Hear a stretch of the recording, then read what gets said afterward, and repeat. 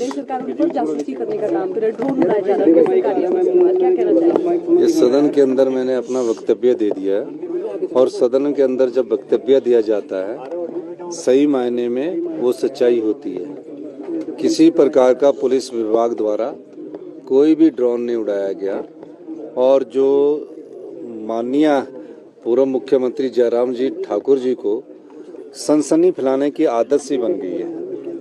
आप देख रहे हैं कि हर बात पर हम अभी बोलने को शुरू ही होते हैं और वो उठ खड़े होते हैं और बार बार कह रहे हैं कि मेरे घर की खिड़कियों के इर्द गिर्द ड्रोन गया।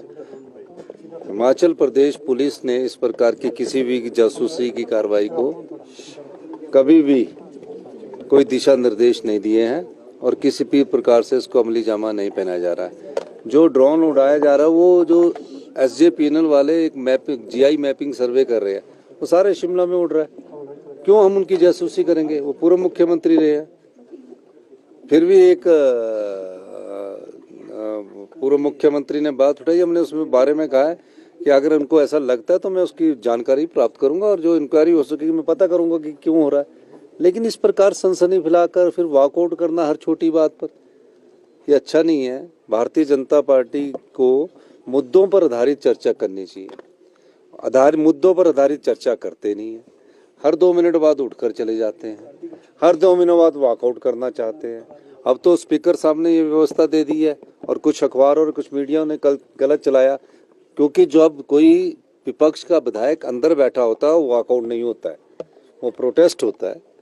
तो वो जैसे कि हमारे पार्लियामेंट मिनिस्टर हर्षवर्धन चौहान जी ने ये बात उठाई है, तो निश्चित तौर पर वॉकआउट करके वो ध्यान बांटना चाहते हैं। लेकिन किस मुद्दे पर वॉकआउट कर रहे हैं? शराब में सबसे बड़ा घोटाला इनके समय का हुआ। आज सबसे बड़ी बात उन्होंने जो कही कि तो हमने कहा कि जहाँ पैसे की बात आएगी तो उसमें आप बताइए।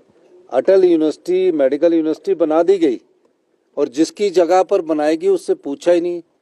वो जगह हालांकि सरकार की पाई गई है, उसमें रजिस्ट्री के बाद उसका इंतकाल नहीं हुआ, लेकिन उस केस को भी ढंग से सरकार ने लड़ा। प्रदेश का जो इन्वेस्टमेंट है वो ड्रेन करने का काम कर रहे हैं।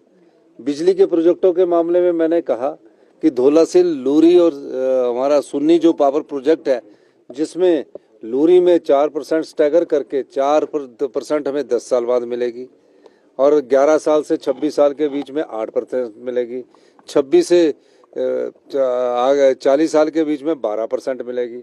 और जब तक वो प्रोजेक्ट जिंदा रहेगा, यानी कि जब तक प्रोजेक्ट वो चलता रहेगा, तब उसके बाद 25% मिलेगी और GST 50% कंपनसेशन हमको देना पड़ेगा। और लाडा उसमें कोई नहीं लगाया। ये तो लूरी प्रोजेक्ट के हाल है, धौलासिल प्रोजेक्ट में ये है।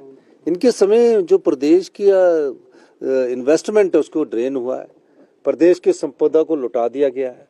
हमारी सरकार उसमें प्रयास कर रही है। इसीलिए आज जो केवल पठानिया जी ने सवाल पूछा, इसलिए मैंने उसका विस्तृत उत्तर भी दिया है। सर, आपने कहा कि आज मैं आपको हमारे पूर्व अध्यक्ष कुलदीप सिंह राठौर जी का भी जन्मदिन है। अभी इनका हमने अभी केक काटा है। और बताइए सर, कल शिरोमणि